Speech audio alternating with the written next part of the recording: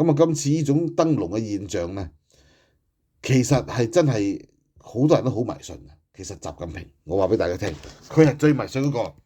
點解佢搬入邢台咧？就係因為佢個命格係屬火，而且係極旺嘅火，所以搬入即係呢個叫做咧邢台咧，囚禁當年啊，呢個慈禧囚禁光緒嘅地方，四周圍都係水，中間一個島係嘛，佢就用呢啲水咧係我哋即係點講制住啲火，唔好俾佢太旺燒着自己。